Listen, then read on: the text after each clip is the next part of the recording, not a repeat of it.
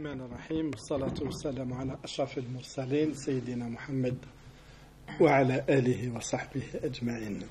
C'est à moi de remercier Chatibi pour cette rencontre autour d'un thème très important, un thème super important pour nous.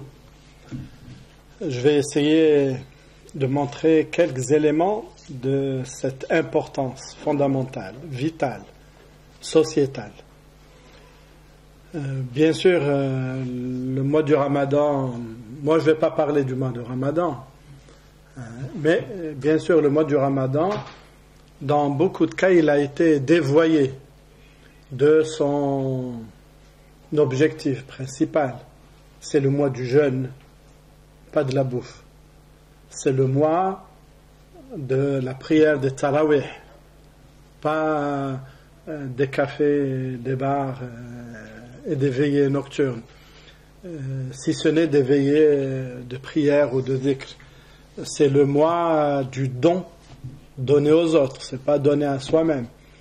Et donc, un peu partout, dans le monde musulman, mais aussi ici, il y a cette tentative qui réussit quand même à changer la perception du Ramadan. Au lieu que ça soit vraiment un mois du jeûne, ça devient un mois de la bouffe. Et toutes les chaînes, y compris les plus islamiques d'entre les chaînes de télévision, toutes les chaînes se mettent à vous montrer, voilà comment faire tel plat, avec 2 kilos de viande, 5 kilos de viande. Parfois, comble de l'horreur, on vous apporte même un agneau ou un demi-agneau. Voilà comment vous devez le préparer, etc. Voilà comment on détourne un mois sacré de sa mission, de son objectif, de sa finalité. Mais mais ce que je vais dire là, on va parler de l'éthique de la consommation. Ça a pour incidence, bien sûr, en particulier le mois du Ramadan, mais franchement, ça dépasse aussi le Ramadan. On va voir pourquoi. Globalement, on va d'abord parler de l'éthique, et que l'éthique, l'aspect éthique, c'est une des finalités de la révélation, maqsad min maqasid shar'iyya. On va voir quelques composantes de l'éthique. Alors bien sûr, on va pas tout voir ici, on va voir un ou deux aspects. On va ensuite parler de cette notion du halal, qui est une notion fondamentale dans la vie du musulman. Le halal, c'est pas seulement lire la Fatiha pour pouvoir vivre maritalement avec une femme. Le halal, c'est pas seulement le fait d'égorger une bête pour considérer la consommation de sa chair comme halal. C'est plus que ça, le halal. C'est au-delà de tout ça. Ça, ce ne sont que certains aspects, qui apparaissent. Et puis, pour aboutir globalement à l'éthique de la consommation. Et tout ça, ça rentre en fait dans le grand cadre du halal. L'éthique, quelle place en islam? En France, il y a un problème. Il y a deux mots, il y a la morale et il y a l'éthique. Mais ça, c'est en langue française seulement. Ça, c'est l'histoire française. Mais les deux mots, l'un a une origine latine, l'autre a une origine grecque. En anglais, vous avez un seul mot, ethics, tout simplement, et dans toutes les autres langues. Mais en France, ils ont une relation controversée avec le mot moral. Donc, lorsqu'on parle de morale, non, ça c'est la morale chrétienne, la morale religieuse, nous on n'en a pas besoin. C'est l'éthique. Alors, mais c'est quoi l'éthique, finalement, en langue française? Maintenant, l'éthique s'individualise. Chacun a sa propre éthique. C'est-à-dire chacun va avoir sa propre morale. On n'a pas besoin d'une morale commune. Mais là, ça heurte le tissu social, malgré que l'on dit que l'éthique doit être une affaire individuelle. Mais bon, le tissu social, il a besoin d'un certain nombre de valeurs communes.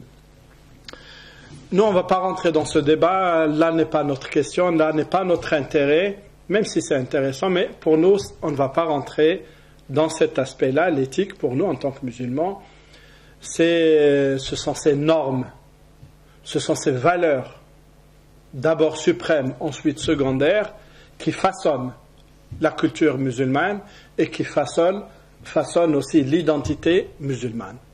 Voilà l'éthique pour nous. Donc c'est un ensemble de valeurs, un ensemble de normes qui donnent cette intégration à la société, parce qu'ici aussi en France, lorsqu'on parle pour les étrangers l'intégration, mais l'intégration c'est quoi finalement? C'est le fait de respecter quoi? De respecter la loi seulement, ou de respecter aussi autre chose, un certain nombre de normes, un certain nombre de valeurs. Alhamdulillah. Pour nous, l'éthique, c'est d'abord une finalité de la révélation. Le mot finalité, c'est la traduction du mot maqsad. Al-khuluq maqsadun min maqasid al-shar'iyya al-islamiyya. Finalité, c'est quoi? C'est l'un des objectifs suprêmes de l'islam, pas seulement de l'islam, mais de toutes les révélations.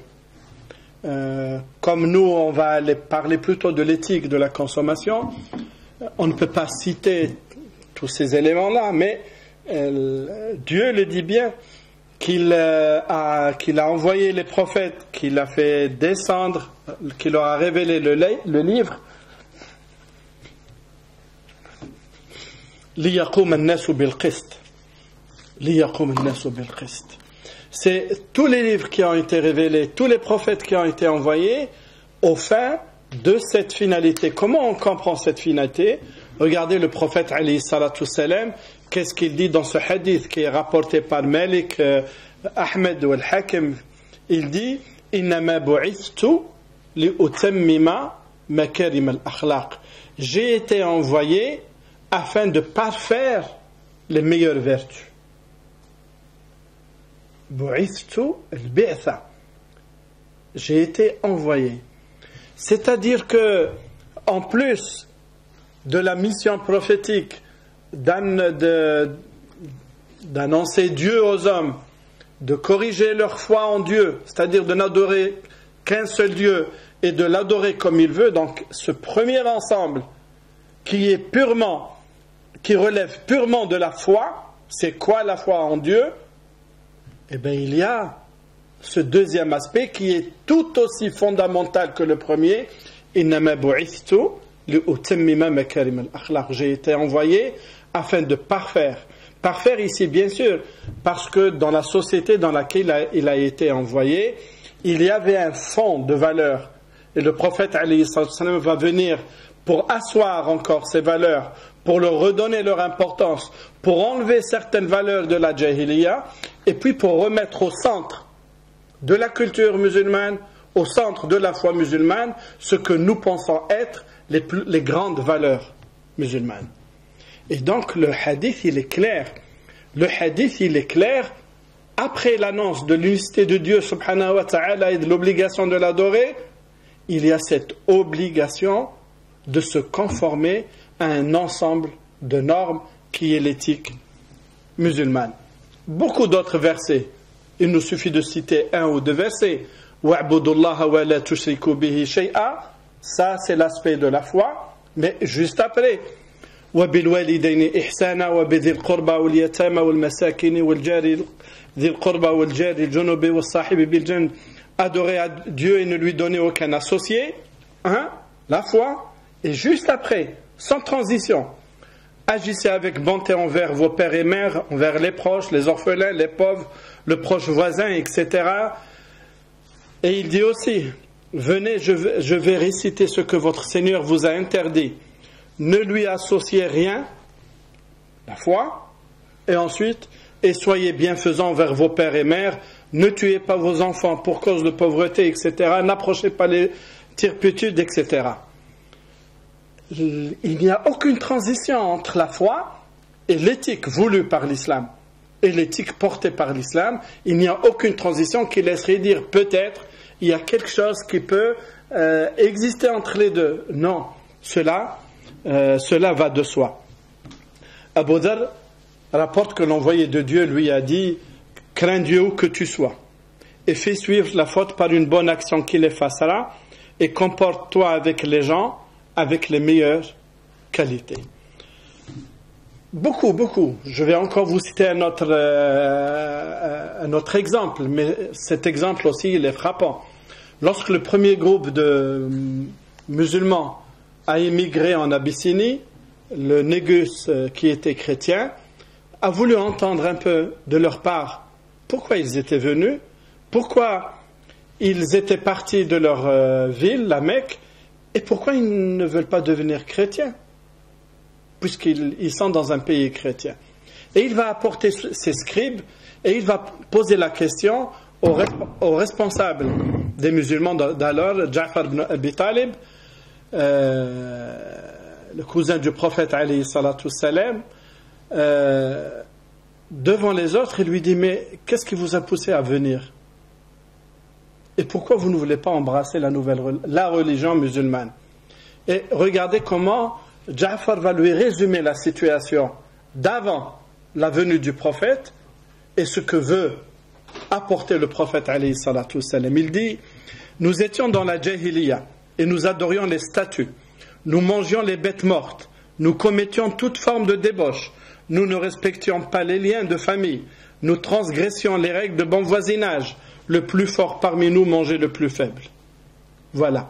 Donc c'est une situation, ils adoraient les idoles, conséquence aussi de cela, malheureusement, donc toute cette turpitude, toute cette déviance au niveau des normes. Nous étions ainsi jusqu'à la venue de l'envoyé de Dieu, un homme de notre communauté. Nous connaissions sa lignée, sa véridicité, son honnêteté ainsi que sa chasteté. Il nous a appelés à Dieu le Très-Haut afin que nous l'adorions sans rien lui associer. Il nous a appelés à délaisser le paganisme dans lequel vivaient nos parents ainsi que nous-mêmes. Après ça, c'est juste après, il nous a aussi appelés à être véridiques dans les propos, d'être honnêtes sur ce qui nous était confié, de tisser les liens de famille, de respecter le voisinage de la meilleure façon, de nous éloigner des interdits et des agressions sur les personnes. Il nous a appelés à nous éloigner de toute débauche, de tout faux témoignage, de voler les biens de l'orphelin, de répandre les calomnies sur les femmes vertueuses, et ainsi de suite. Voilà la place de l'éthique dans l'islam. Ça n'est pas quelque chose de superflu. Il me suffit juste de me dire musulman, porter une barbe, porter le hijab, et puis juste après ça, je suis loin de toutes ces valeurs que Dieu subhanahu wa ta'ala veut que les musulmans les portent en vrai. Et vous voyez là le décalage entre notre situation d'actuelle par rapport à l'appel de Dieu subhanahu wa ta'ala. Bien sûr, pour nous, il ne doit pas y avoir justement ce divorce que je suis en train de souligner entre ce que nous disons, ce en quoi nous croyons et notre vie de tous les jours. Il ne faut pas qu'il y ait ce divorce-là. Il ne faut pas qu'il y ait ce gap, cette distance. C'est-à-dire finalement, ce que nous disons, ce en quoi nous croyons, finalement ça reste du domaine du littéraire, de ce que nous répétons, mais dans la vie quotidienne, voilà ce qu'on appelle la réelle politique. C'est ça la réelle politique. On vous dit, c'est bien d'être pragmatique. C'est quoi pragmatisme? C'est quoi le pragmatisme? Ça, c'est une valeur dans la société dans laquelle nous vivons actuellement. C'est quoi le pragmatisme? La rationalité? Non, pas la rationalité. C'est quoi le pragmatisme? On vous demande d'être pragmatique. Accepter. C'est-à-dire C'est-à-dire que laissez tomber vos principes, voyez vos intérêts. C'est tout. C'est ça la réelle politique. Le pragmatisme, c'est ça. Soyez pragmatique, laissez tomber vos principes moraux, etc. et puis profitez de ce que vous avez. Eh bien non, il ne s'agit pas d'être pragmatique. Le pragmatisme actuellement, c'est érigé comme un totem, comme le totem là, que vous avez juste à côté là. C'est un véritable totem, être pragmatique. Oui, voilà, avec l'élection de Macron, vous avez vu juste avant et juste après, le pragmatisme. Beaucoup d'élus de droite, beaucoup d'élus de gauche, voilà, c'est une occasion d'arriver au pouvoir, et on y va, pourquoi pas. laissons tomber. Et donc, ce divorce-là n'est pas permis en islam. Sinon, pourquoi vous dites ce que vous ne faites pas et vous faites ce que vous ne dites pas? Pourquoi ce divorce-là?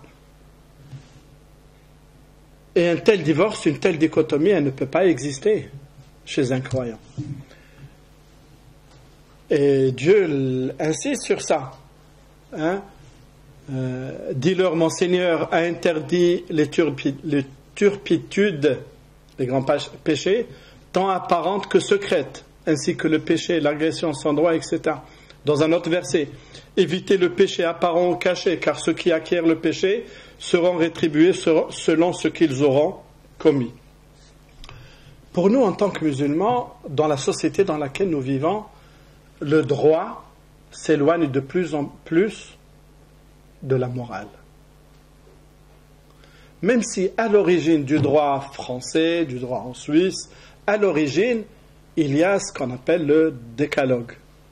Le décalogue, c'est quoi? Vous le connaissez peut-être. Même les chrétiens ne le connaissent pas. Enfin, les jeunes chrétiens ne le connaissent pas. Le décalogue, c'est les 10 lois. C'est les 10 commandements qui ont été révélés à Moussa, à Moïse, alayhi salam. Tu ne tueras point, tu ne forniqueras point, voilà, etc.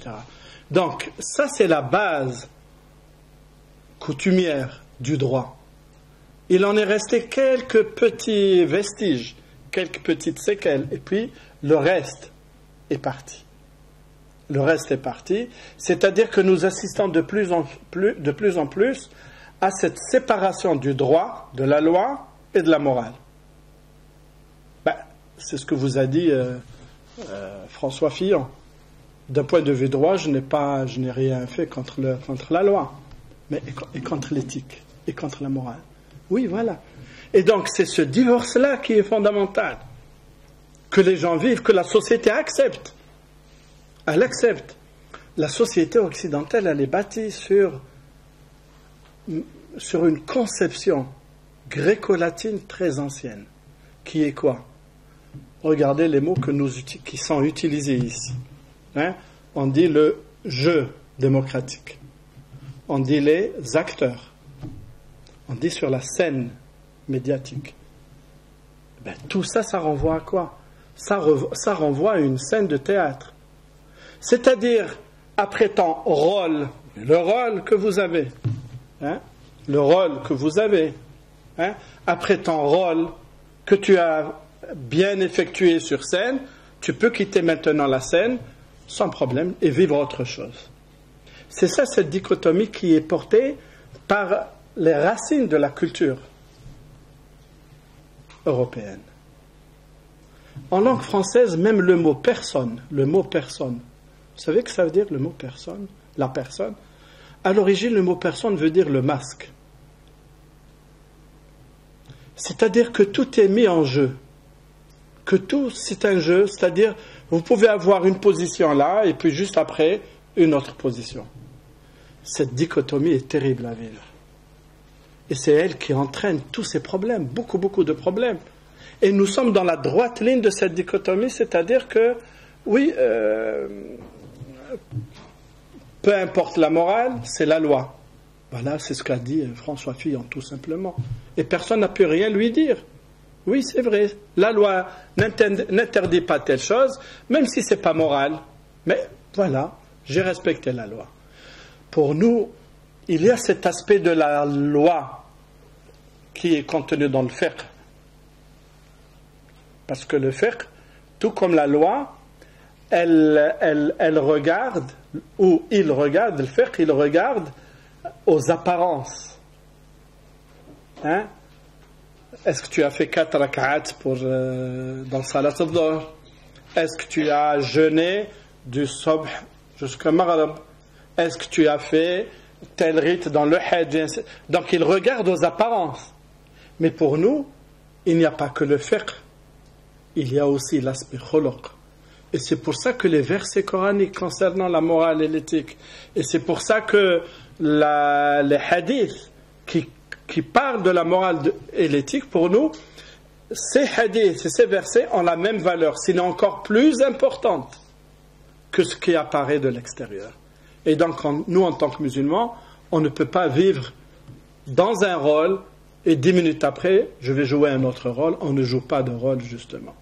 Alors, juste pour vous dire, même en langue arabe, dans certains pays, dans les pays de certains d'entre nous, alors nous avons traduit allègrement. Tous ces mots-là, on les a traduits en langue arabe. Et on les retrouve dans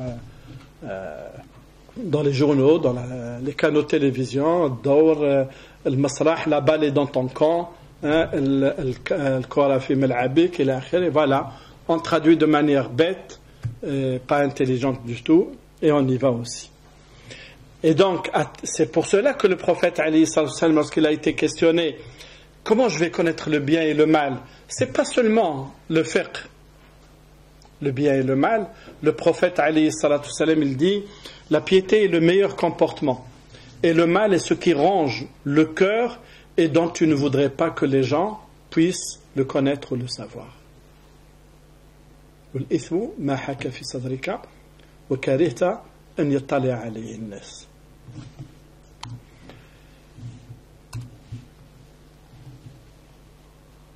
C'est pour ça que pour nous en tant que musulmans, l'univers dans lequel nous vivons, ce que nous appelons le haram, donc les 5 catégories, le wajib, l'obligatoire, le recommandé, le mandoub, le mubah, le permis, le makruh, le répréhensible, le haram, l'interdit, l'illicite, ces 5 qualifications, pour nous, c'est des qualifications éthico-légales. Elles sont légales, c'est-à-dire, c'est elles qui nous déterminent est-ce que telle chose est obligatoire ou interdite ou permise, et elles sont en même temps éthiques, parce que l'obligatoire, il est toujours bon, et parce que l'interdit est toujours mal. Et donc, c'est la combinaison des deux dans la vision musulmane. Parmi la composante de l'éthique, il y a l'une de ces composantes, il y a le halal. Le halal, il faut le penser, comme je vous ai dit tout à l'heure, souvent, quelqu'un vient vous dire, voilà, je veux le halal, c'est-à-dire il veut que vous lisiez le Fatiha, que vous fassiez un contrat de mariage pour qu'il puisse vivre maritalement tout simplement. Tout simplement. Ou bien le halal, oui, est-ce que cette viande est halal ou pas? Donc est-ce que la bête a été égorgée selon les règles islamiques, ou bien si elle ne contient pas tel ou tel composant? Ça, c'est une vision très réductrice du halal. Le halal, il est beaucoup, beaucoup plus large que cela. Le halal, il a globalement ces 3 dimensions. C'est d'abord une dimension spirituelle. On va en parler un peu. C'est d'abord une dimension spirituelle. C'est quoi le halal? Pourquoi moi je dois me tenir au halal? Pourquoi j'essaie de rechercher le halal? Parce qu'aussi l'inverse, le haram, c'est un poison. Donc il y a cette vision éthique, il y a cette vision spirituelle, il y a bien sûr la norme. Voilà le halal, voilà le haram, voilà l'obligatoire. Et bien sûr, il y a aussi la vision éthique, c'est-à-dire dans le comportement, dans les normes que nous avons pour nous. Et le halal, la notion de halal, elle réunit aussi ces 3 composantes, c'est-à-dire les droits de Dieu, les droits des hommes et les droits de la création. C'est extraordinaire cette vision-là. Bien sûr, nous actuellement, l'écologie, elle est en vogue, elle est en mode, c'est bien. Ce qui est dommage, c'est que les musulmans n'en aient pas parlé, n'en aient pas souligné ces thèmes-là, ces fondements bien auparavant. Vraiment un grand dommage que ce ne soit pas les musulmans qui ont été à la pointe de la lutte écologique, notamment donc, à la pointe pour l'environnement écologique. Et pourtant, si vous allez lire les hadiths, les livres de fiqh, pas seulement les hadiths, mais les livres de fiqh, vous allez trouver cet aspect-là de droit de la création vraiment souligné. Mais globalement, nos savants ont toujours parlé des droits de Dieu et des droits des hommes. Mais ils ont oublié, ou bien l'esprit n'était pas arrivé peut-être à cette maturité-là, de parler des droits de la création. Et pourtant, vous en connaissez beaucoup de hadiths. Tous, vous connaissez des hadiths. tous. Le prophète alayhi salatu salam a été questionné par un bonhomme, quelle est la dernière chose que je devrais faire alors que la dernière heure pointe? Il ne lui dit pas fais la prière, il ne lui dit pas jeûne, qu'est-ce qu'il lui dit? Il lui dit qu'est-ce que je vais faire si j'ai entre ma main un plant, c'est-à-dire un arbre que j'allais planter. Il lui dit plante-le. Plante-le. C'est le dernier jour. Qui va en profiter? Les hommes, les oiseaux, personne ne va en profiter. Mais il lui dit plante-le. Parce que dans le fait de le planter, il y a d'abord cette vision éthique. Cette vision éthique, fondamentale. Et tous les autres hadiths, vous connaissez le hadith de la femme qui rentre en enfer parce qu'elle a laissé mourir sa chatte, elle ne l'a pas laissé libre pour se nourrir et elle ne lui a pas donné. Et à contrario, la femme prostituée à qui Dieu a pardonné parce qu'elle a donné à boire à un chien assoiffé. Et pourtant, dans notre culture, le chien n'a pas une grande valeur comme dans la société dans laquelle nous vivons. Le chien, on utilise juste ses aspects fonctionnels. Le chien, ben oui, le chien, elle lui a donné à boire et elle se retrouve pardonnée de ses péchés-là. Donc, vous connaissez un grand nombre, vous connaissez bien sûr, vous savez que pour saigner un animal, il ne faut pas le saigner devant un autre, etc.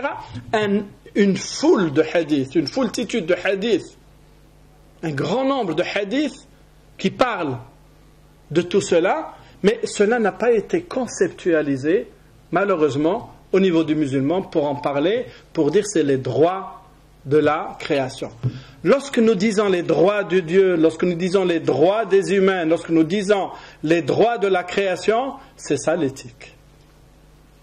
C'est quelle éthique devons-nous avoir à Dieu, face à Dieu?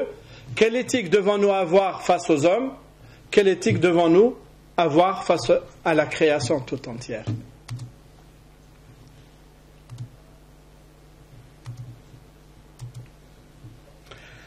Il est important aussi d'insister sur cette notion qui définit le licite et l'illicite. Pour nous, il ne devrait y avoir aucun doute. C'est Dieu et son prophète, alayhi salatu salam. Lorsque je dis Dieu et son prophète, je dis le Coran et le Hadith, mais attention, là aussi, il faut faire très attention au concept que nous utilisons. Oui, c'est le Coran et le Hadith qui définissent, mais il y a aussi les autres sources que vous connaissez, le Qiyas, l'Ijma', l'Istihsan, le Maslaha,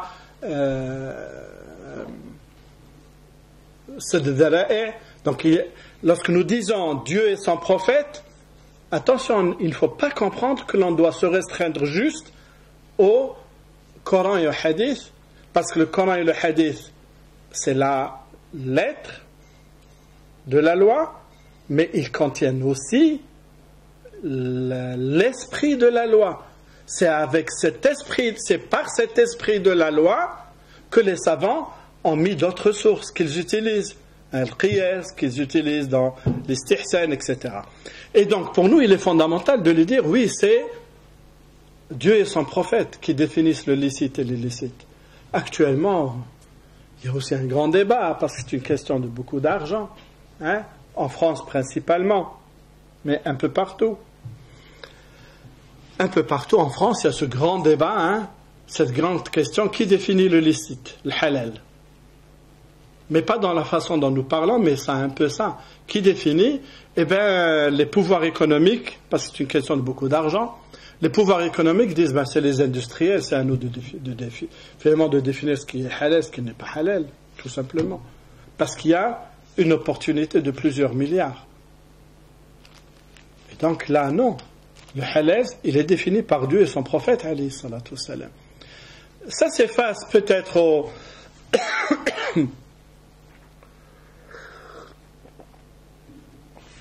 s'efface à ces industriels-là, mais il n'y a pas que ces industriels, il y a nous, toi, moi. parfois nous avons cette tentation de définir le halal et le haram comme des éléments à géométrie variable. C'est-à-dire, bon, si ça va avec mes intérêts, oui, bah, bien sûr, c'est halal.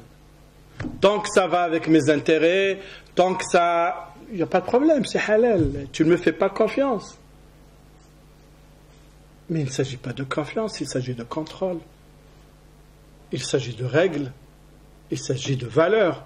Il s'agit de lois. Et donc, bien sûr, il y a cet aspect industriel fondamental, mais il y a cet aspect individuel en chacun d'entre nous, où il y a cette tentation.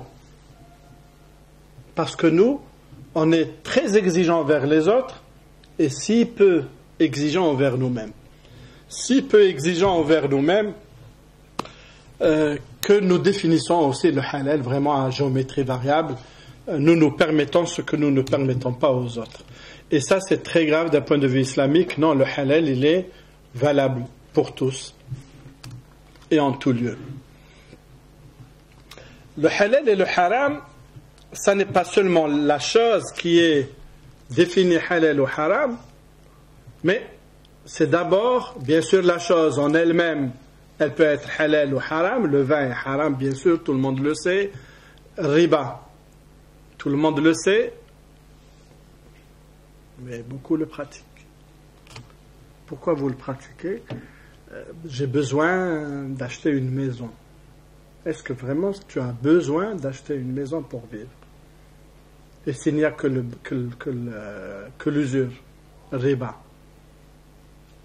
Je vous ai dit, on va essayer de redéfinir le halal selon mes propres intérêts, tout simplement, ma propre conception, etc. Et donc, bien sûr, il y a la chose en elle-même, de manière intrinsèque, elle est halal ou haram, mais il y a deux autres dimensions fondamentales. La deuxième dimension, c'est comment vous vous êtes approprié cette chose. Quels sont les moyens utilisés? Et ensuite, troisième dimension, en quoi vous avez utilisé cette chose-là, même si elle est halal. Donc il y a ce premier aspect, est-ce que c'est halal ou haram, mais il y a aussi les aspects, comment vous vous êtes approprié cette chose-là. Très peu sont regardants sur ça. Très peu sont regardants sur ça et ne sont pas exigeants du tout. On peut citer des dizaines d'exemples. On peut citer des dizaines d'exemples où finalement, voilà, la personne n'est pas très regardante, tricherie. Combien d'entre nous peut-être ont vendu un véhicule comme ça, en sachant qu'il y a un défaut sans le dire? D'accord? Même si la loi dit que si vous mettez le qualificatif, je vous vends ce véhicule en l'état, c'est-à-dire sans aucune garantie. C'est vrai, vous êtes couvert par la loi. Est-ce que vous êtes couvert par l'éthique? Est-ce que vous êtes couvert par l'éthique? Pourtant, lorsque vous allez acheter un véhicule neuf ou un appareil neuf, c'est quoi la garantie? Quel est l'objet de la garantie? Ou quel est l'objectif de la garantie? C'est quoi? C'est que s'il y a un vice caché, alors on le prend en charge. S'il y a un vice caché, on le prend en charge. Alors, ça c'est la garantie, bien sûr, qui est imposée par la loi, etc. Et alors, et pour nous? Donc, les moyens d'appropriation des choses sont aussi importants que la chose elle-même. Ces moyens-là, malheureusement, je le répète encore une fois, nous sommes très très peu regardants. Très très peu regardants. Et voilà, vous allez là où vous voulez, vous commercez avec tous les musulmans possibles, vous allez trouver toujours des couacs ici. Est-ce que cette première partie, est-ce que ce premier vecteur, est-ce qu'il est halal ou pas? Est-ce que vous trichez ou vous ne trichez pas? Est-ce que vous mentez ou vous ne mentez pas? Est-ce que vous faites de la concurrence déloyale ou pas? Est-ce que... Voilà. Voilà. Toute la question est là. Et puis certains vous disent, Dieu a permis la vente et a interdit l'usure. Le plus important, je vends. Vous vendez à n'importe quel prix. Pourquoi les koufars, ils vous imposent de mettre un prix sur la chose? Et que si vous allez acheter chez les musulmans, dans l'un des pays musulmans, y compris à la Mecque et à Médine, là encore, c'est pire. Malheureusement, c'est pire. Le prix est établi à la tête. Hein? À vous, je vous dis 110, à l'autre, je vous dis 150. Comment cela est possible? Comment cela est possible? Comment cela est possible? Donc, il y a cet aspect des moyens de s'approprier, mais il y a aussi ensuite pourquoi à quoi est destiné cet objet-là ou cette fortune-là. Est-ce qu'elle est destinée à être dépensée, vécue dans le halal, ou c'est plutôt à autre chose? Et donc le halal, il a ces trois composantes fondamentales dans les moyens par lesquels nous nous approprions ou nous gagnons par la chose en elle-même et par sa destination finale, à quoi nous la destinons. Est-ce que nous la destinons vraiment toujours dans le halal vers le bien, ou bien nous la destinons pour autre chose?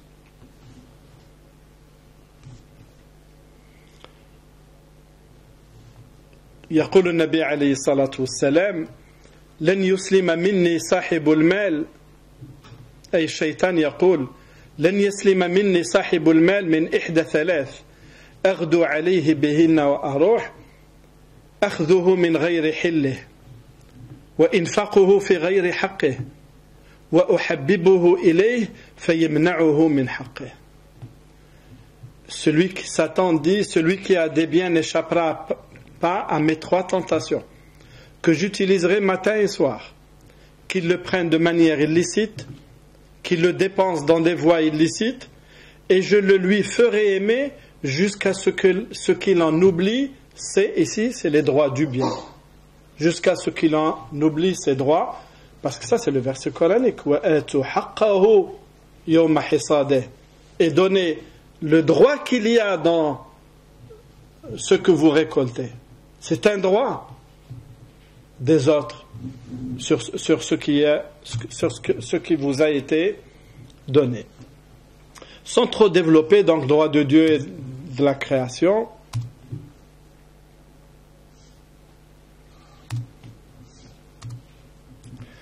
l'objectif du halal, c'est de vivre sainement.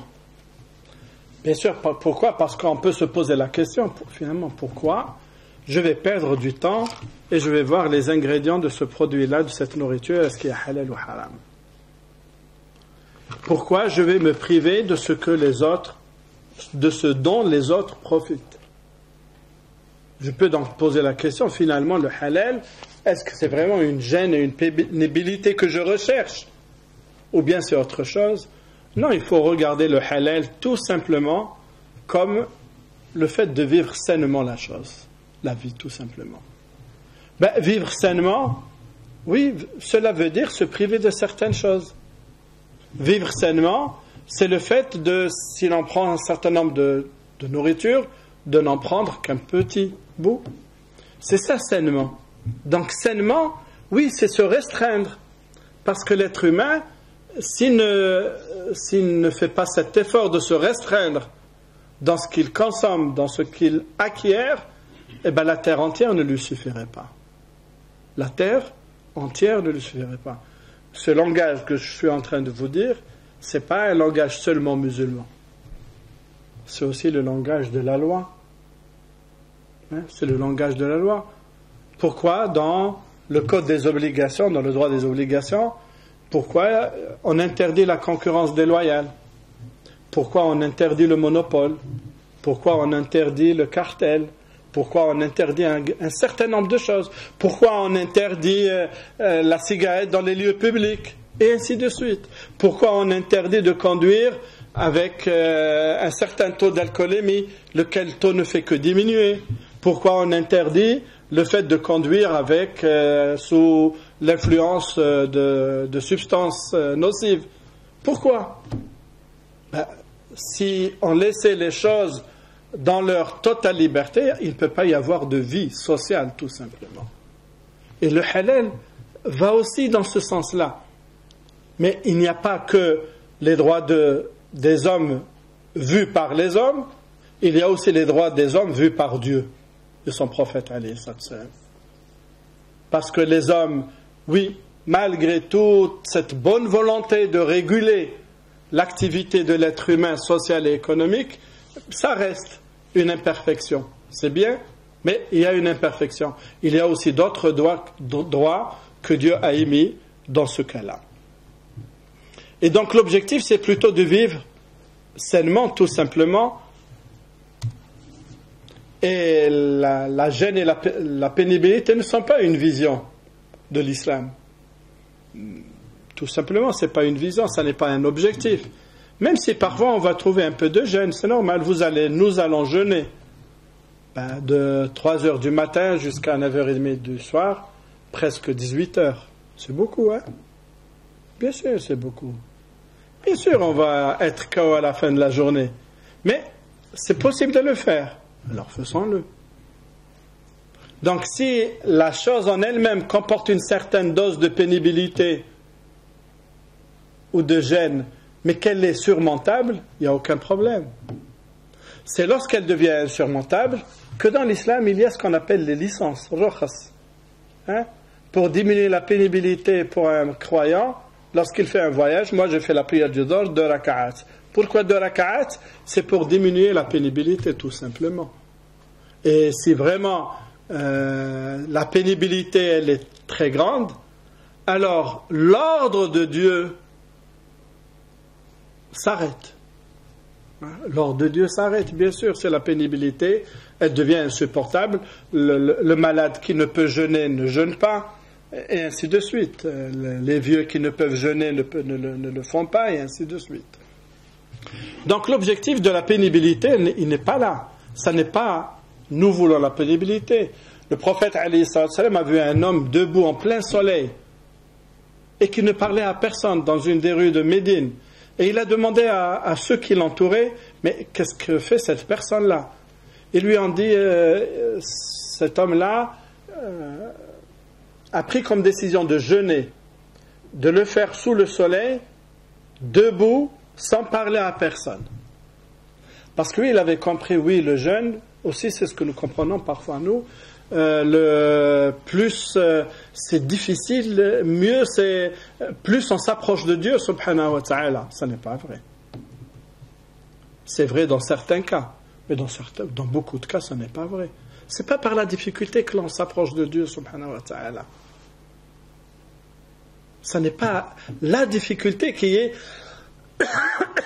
un objectif. Parce que sinon,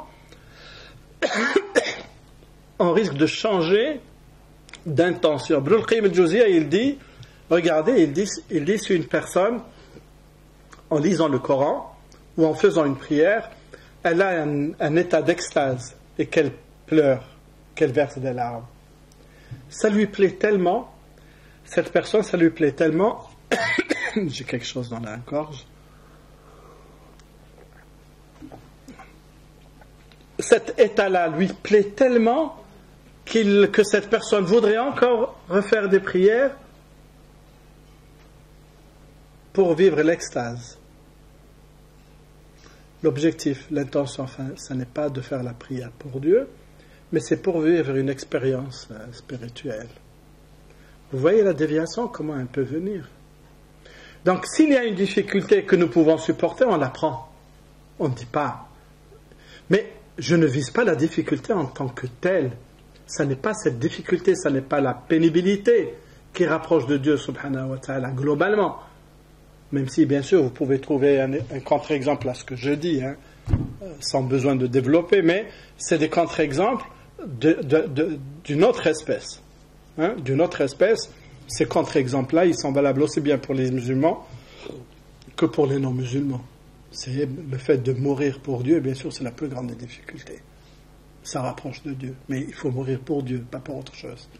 Comme c'est aussi ce que font les armées de France, d'Allemagne, etc. Bien sûr, les soldats vont mourir, qui est le plus grand sacrifice, qui est aussi le plus grand sacrifice. Là, c'est d'un autre ordre. Cet élément-là est d'un autre ordre que ce dont nous parlons. Le haram, il a cette conséquence terrible. Le prophète alayhi salatu salam dit, c'est un très beau hadith, je vais vous le lire avec grand plaisir, parce qu'il renferme beaucoup de choses qui nous éclairent sur notre vie présente.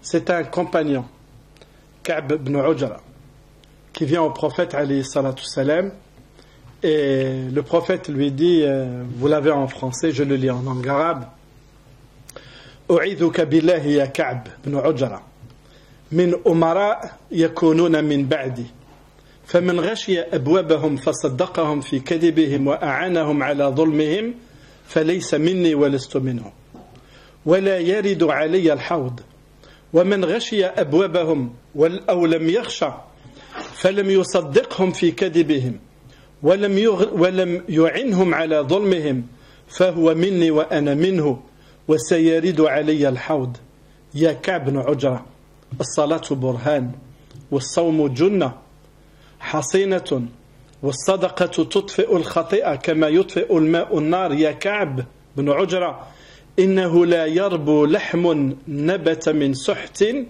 إلا كانت النار أولى به. Tout le hadith il est très beau, vous avez compris. Tout le hadith il est très beau. Voilà, je prie Dieu de te protéger des gouvernants qui viendront après moi. Celui qui fréquente leurs portes, entérine leurs mensonges et les aide dans leurs injustices, ne sera pas de moi, et je ne serai pas de lui, et ne viendra pas à s'abreuver à mon bassin. Et celui qui ne fréquente pas leurs portes, ou les fréquente mais n'entérine pas leurs mensonges, ne les aide pas dans leurs injustices, celui-là sera de moi, et moi de lui, et il s'abreuvera à mon bassin. Au Ka'b ibn Ujra, la prière est preuve, le jeûne est abri protégeant, et l'aumône éteint le péché comme le fait l'eau pour le feu.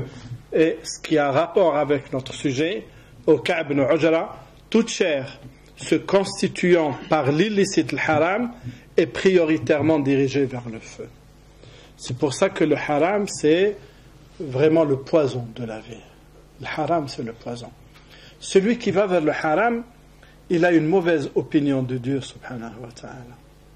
Pourquoi il a une mauvaise opinion de Dieu?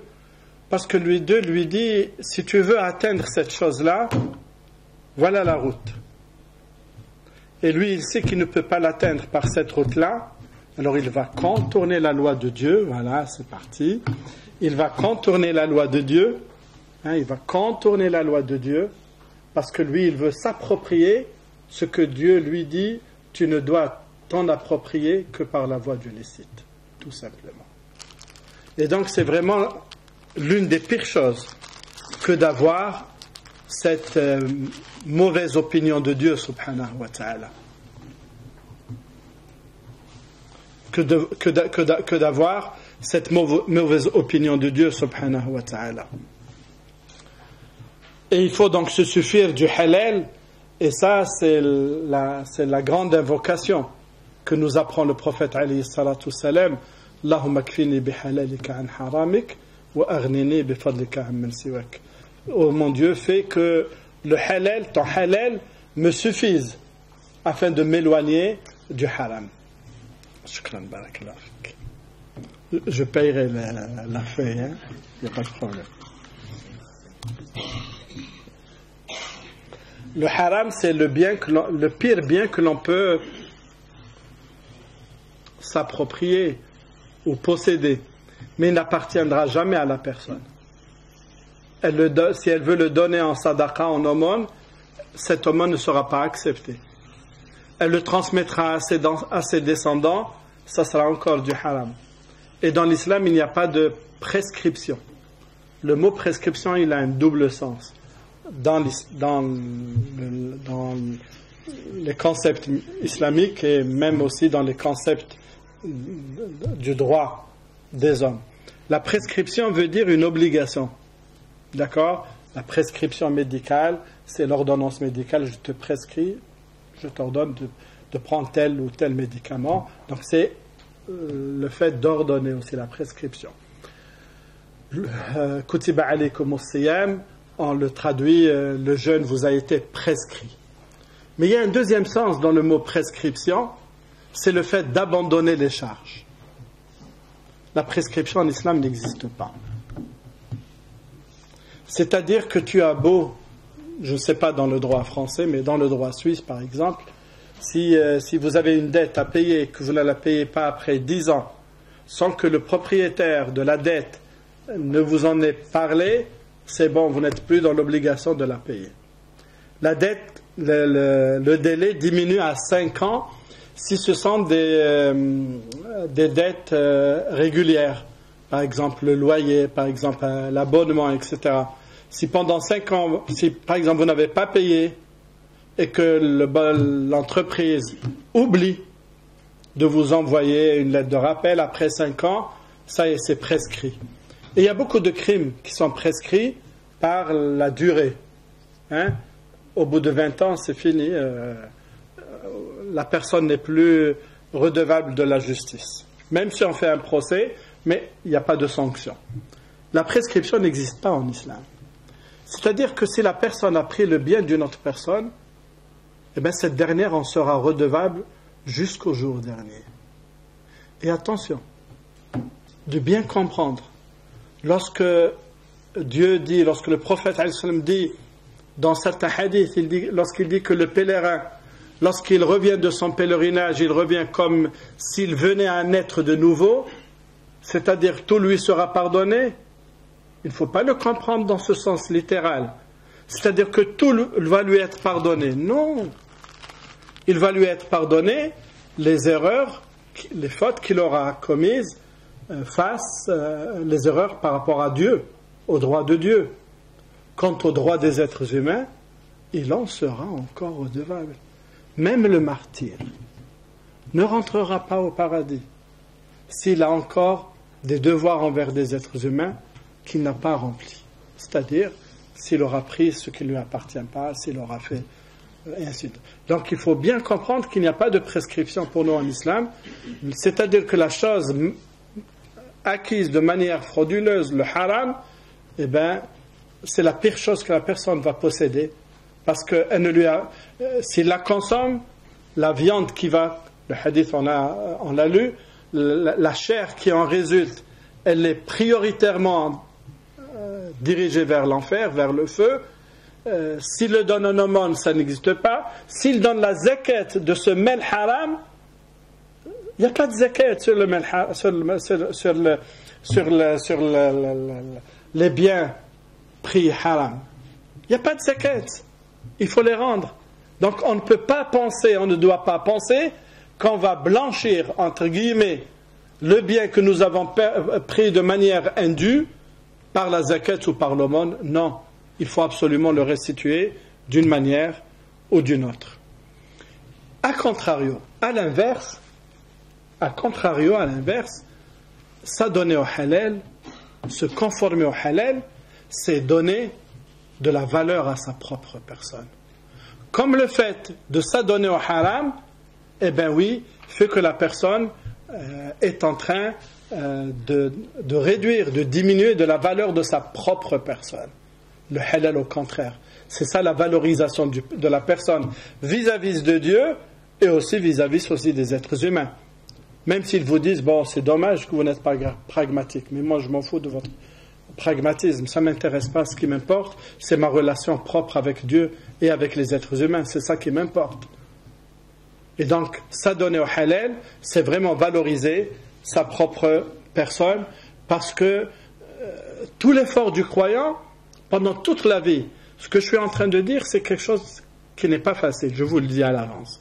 Surtout dans les sociétés dans lesquelles nous vivons. Je ne parle pas de la société de la France ou la Suisse, mais même si vous allez au Maghreb, même si vous allez dans nos pays africains, même si vous allez à la Mecque, même si vous allez à Médine, là où vous allez, la tentation du haram, elle est là. Elle est toujours là. Elle est toujours là. Et la tentation du haram, elle n'est pas seulement là pendant quelques brefs instants. Wallahi al-Adim, elle continue jusqu'au dernier instant de la mort. Jusqu'à la mort. La tentation, elle est toujours là. Shaitan ne va pas baisser les armes. Shaitan ne va pas baisser les armes. C'est pour ça qu'il faut vraiment avoir cette vision-là, avoir cet objectif. Oui, je veux valoriser ma personne en ne restant que dans le halal. Valoriser ma personne, oui, envers Dieu subhanahu wa ta'ala, parce que c'est Dieu qui me l'a demandé. Et donc ma personne doit être vraiment précieuse pour que je dois vraiment en prendre soin et la fortifier.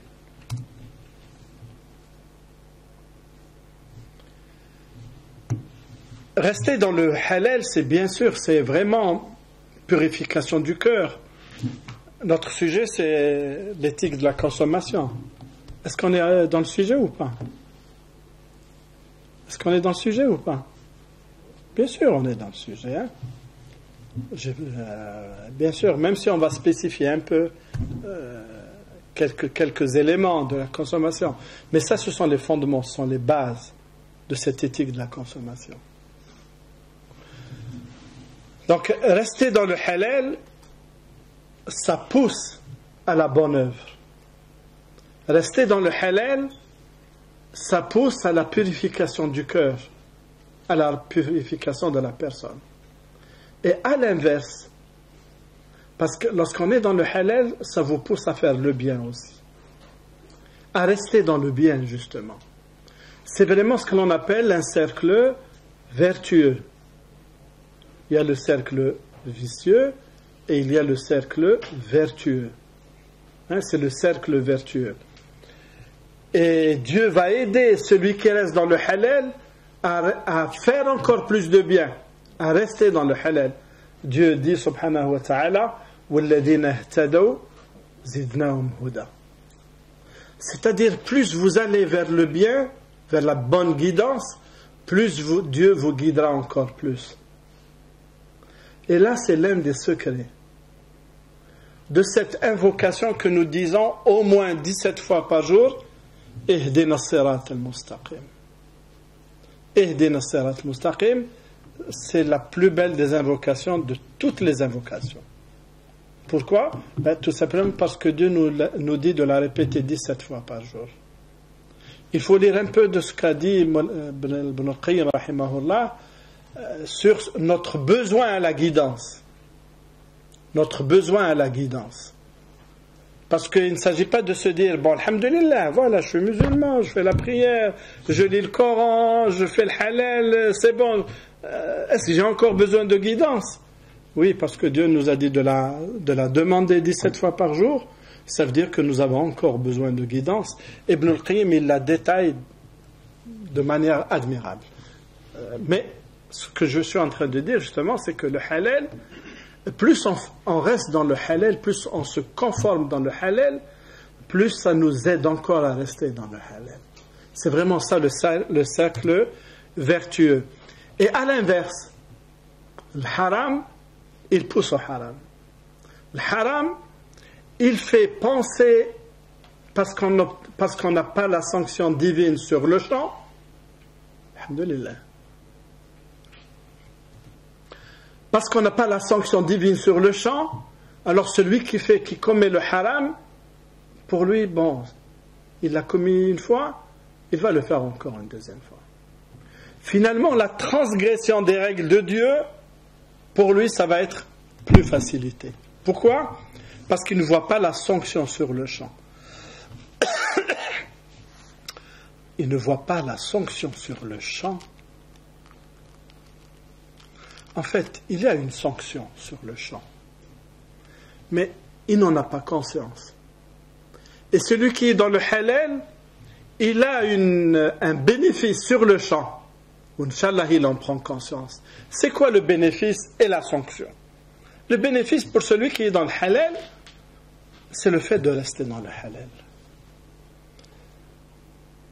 Et la sanction pour celui qui est dans le haram, c'est de commettre encore un autre haram. Ibn al-Qayyim, il dit, je ne sais pas si j'ai apporté le texte, oui voilà, un très beau texte. Il dit, l'exemple de la multiplication des bonnes œuvres et de leur reproduction est tel celui d'un noyau que tu mets en terre, devenant un arbre, qui donne ensuite des fruits dont tu en consommes. Puis tu mets en terre les noyaux des fruits consommés. C'est ça le halal. Ainsi, à chaque fois que l'arbre des fruits donne des fruits, tu en consommes et tu mets en terre ces noyaux. De même, les mauvaises œuvres, que réfléchissent ainsi l'intelligent, la rétribution d'une bonne œuvre accomplie et l'accomplissement d'une autre bonne œuvre. Et la sanction d'une mauvaise œuvre accomplie et l'accomplissement d'une autre mauvaise œuvre. والعياذ بالله. وكذلك تداعي المعاصي فليتدبر اللبيب هذا المثال فمن ثواب الحسنة الحسنة بعدها ومن عقوبة السيئة السيئة بعدها. Mais est-ce que la personne prend conscience de ça ou pas? Tout le problème est là. Tout l'aspect tragique est là. Le musulman qui fait le haram, est-ce qu'il prend conscience qu'il est finalement poussé vers encore plus de haram ou pas?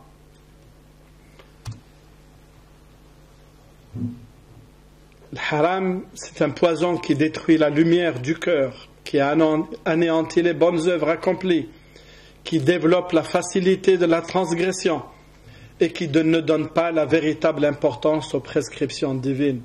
Regardez la moitié peut-être aussi de la salle, ou un peu moins, le tiers d'entre vous sont mariés, ils ont des enfants. Qu'est-ce que vous pensez, vous qui êtes parents? Vous dites à votre enfant, ne fais pas telle chose, et qu'il suffit que vous tourniez la tête et qu'il fasse la même chose, cette chose-là interdite. Qu'est-ce que vous allez penser de ça? C'est que finalement, il ne donne pas d'importance à ce que vous dites, vos parents. Pourtant, vous ne lui voulez que du bien. C'est exactement la même position, encore plus, face à la transgression des règles que Dieu a ordonné de respecter. C'est finalement ne pas donner d'importance du tout, ni au Coran, ni au hadith, ni quoi que ce soit. Peu importe la longueur de la barbe, c'est pas la longueur de la barbe qui fait la foi. C'est pas le hijab qui fait la foi. C'est important, le hijab, bien sûr, c'est une obligation, mais c'est pas ça. La relation à Dieu, c'est plus que cela, la relation à Dieu. Alors, quelle démarche pour le wara'? Pour le halal, il y a deux grandes stations à observer. La première station, c'est la station du scrupule, le wara'.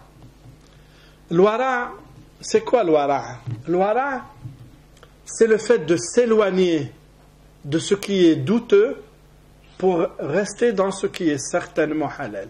Voilà. Ça, c'est le hadith du prophète, alayhi salatu salam. Le halal bayyin wal haram bayyin wa baynahuma umur mushtabihat. C'est ça. Le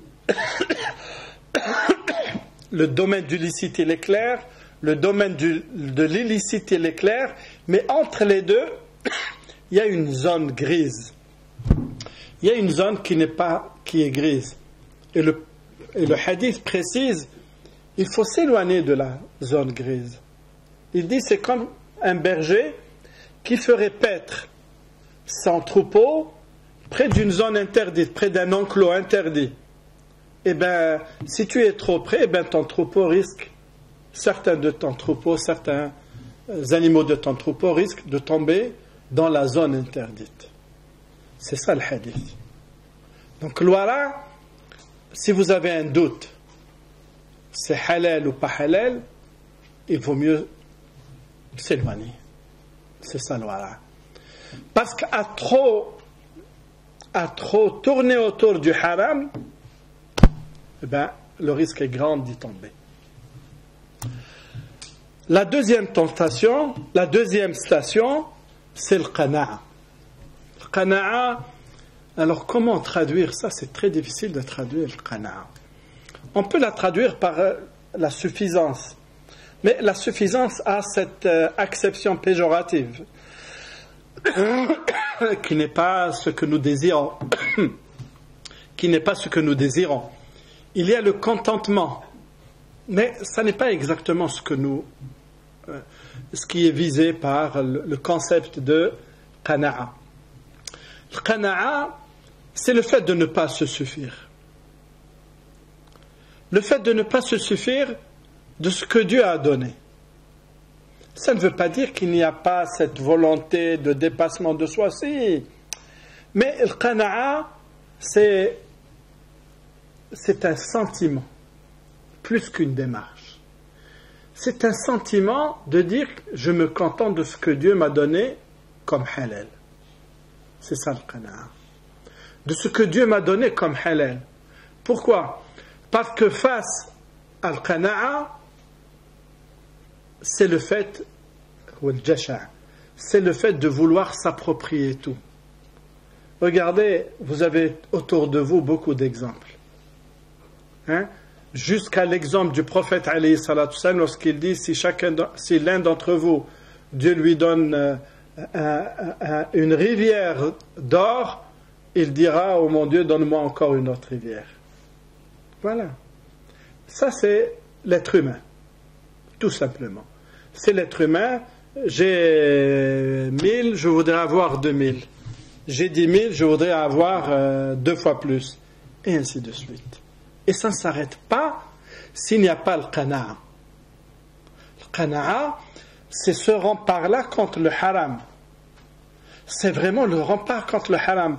C'est vraiment le rempart contre cette tentation. Parce que la tentation de vouloir s'approprier plus, elle passe dans beaucoup de cas par la voie haram. Si ça passe par la voie du halal, ça ne fait rien. Ça ne veut pas dire que le croyant ne doit pas être riche. Non. Lorsque le prophète alayhi salatu wassalam, il a appelé les musulmans en plein été. C'est quoi en plein été? C'est-à-dire en pleine chaleur. En plein été, ça veut dire la saison de la cueillette des dattes n'est pas encore là. Donc il y a un manque de provisions. Et le prophète a appelé les gens à aller à lever une armée pour contrer l'avancée des Byzantins, des Romains et des tribus arabes du nord qui voulaient avancer pour détruire Médine et les musulmans. Donc c'est la fameuse ghazwa de Tabouk. Tabouk, c'est-à-dire déjà Médine, c'est le désert. Mais ils doivent traverser encore 500 à 600 kilomètres plein désert vers le nord. Et c'était une période très difficile. Et le prophète leur a dit, voilà, que chacun d'entre vous apporte ce par quoi il va avec nous combattre arrêter l'avance des Byzantins, des Romains et des tribus arabes sassanides qui étaient avec eux, et des tribus arabes qui étaient avec eux, pour les bloquer. Beaucoup ont apporté. Certains n'ont rien eu. Et vous allez lire sur Tawbah, ceux-là qui viennent et qui veulent partir avec le prophète, mais qui ne trouvent rien avec quoi partir. Et parmi les premiers qui vont apporter, c'est Uthman ibn Affan. Il a apporté pour équiper plus de 1000 soldats. Monture, nourriture, boissons, etc. Oui, on a besoin de ces gens-là qui donnent, dans la fortune halal et qui donnent, bien sûr. Ça n'est pas ce qui est voulu par le qana'a. Le qana'a, c'est le fait de fermer les portes du haram en tant que moyen d'augmenter sa fortune et sa richesse. Et le qana'a, alors elle va avoir encore un autre sens, bien sûr. Le qana'a, c'est bien sûr de se suffire de ce que Dieu a donné, subhanahu wa ta'ala, parce que le qana'a, c'est vraiment la grande richesse. C'est vraiment la grande richesse. Le prophète alayhi salatu salam dit قد أفلح من أسلم ورزق كفافا وقنعه الله بما آتاه. Sera gagnant celui qui devient musulman, qui a des biens, ce par quoi se mettre à l'abri des besoins et qui s'est contenté de ce que Dieu lui a donné.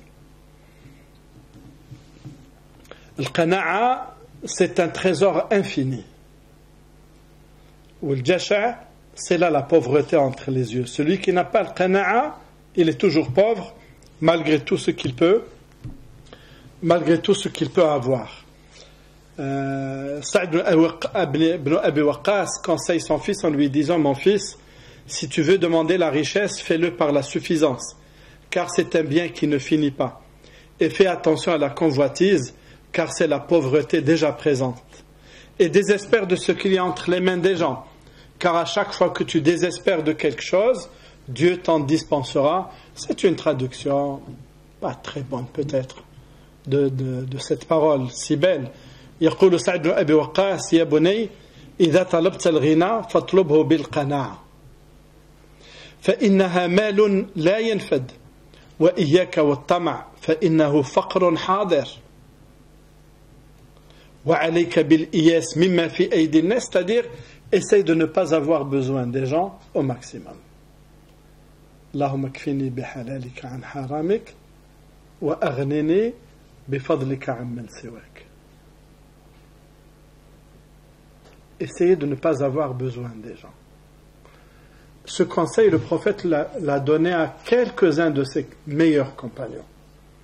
Une fois, Abu Bakr radiyallahu anhu était assis près de lui et Abu Bakr avait besoin de quelque chose. Il a demandé à l'un des compagnons: s'il te plaît, donne-le-moi, il est là-bas. Et le prophète lui dit: essaye de ne pas le faire, de ne plus faire ça. Essaye. Ça n'est pas un ordre, c'est une recommandation. Et Abu Bakr a tellement intégré cette demande de la part du prophète alayhi salatu salam qu'après, lorsqu'il était sur le dos de son dromadaire et que son fouet tombe, il ne demandait à personne de le lui donner. Il descendait de sa monture pour reprendre son bien. Il va adresser le même conseil à 2 ou 3 de ses autres compagnons, de ses meilleurs compagnons, et ils vont vivre toujours dans cet état-là, essayer de ne pas avoir besoin des autres dans toute la mesure du possible. Et on aboutit, bien sûr, à cette belle image que vous voyez là. Moi, mes étudiants, je leur fais passer d'abord un très beau documentaire que vous pouvez chercher sur vidéo, sur YouTube. C'est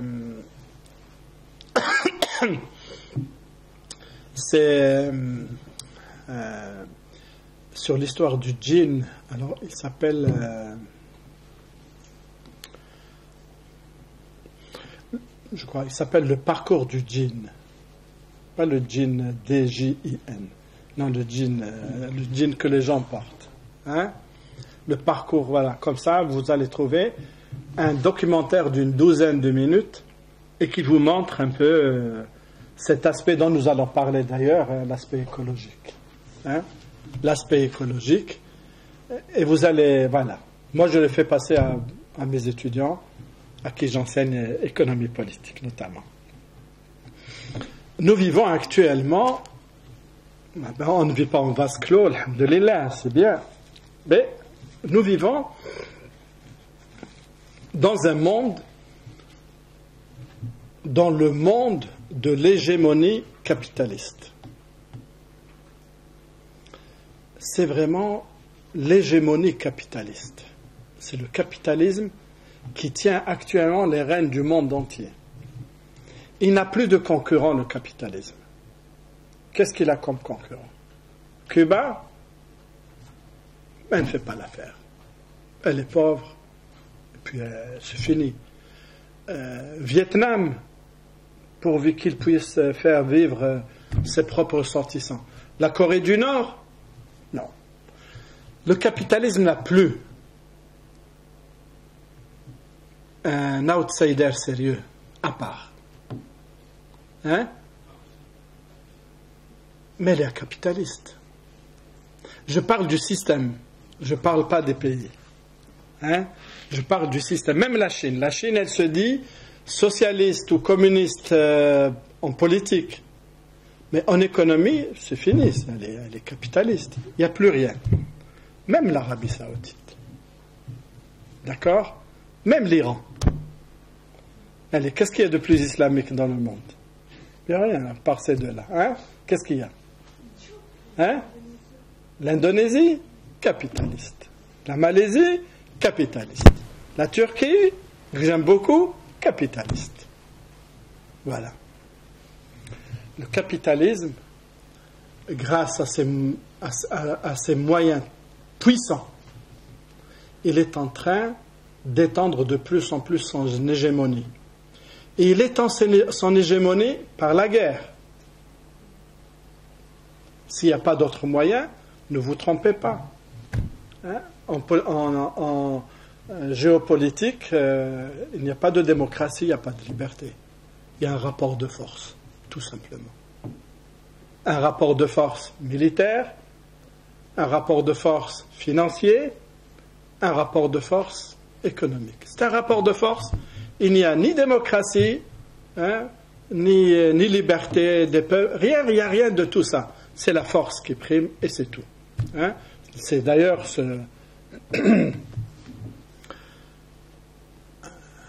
la plus grande bombe du monde, la mère des bombes. Elle a été jetée sur la tête des musulmans en Afghanistan et elle n'a pas fait de bruit ici en Europe. Juste un petit article, puis c'est bon. La plus grande bombe du monde.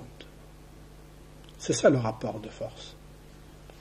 Ça, c'est le rapport de force médiatique aussi. Parce que si un Européen meurt, c'est tout le monde, y compris les régimes arabes, qui disent « Oh, c'est dommage, oh, mes condoléances ». Là, la plus grande bombe du monde tombe et tout le monde se tait. On ne l'entend pas. Hein? On ne l'entend pas.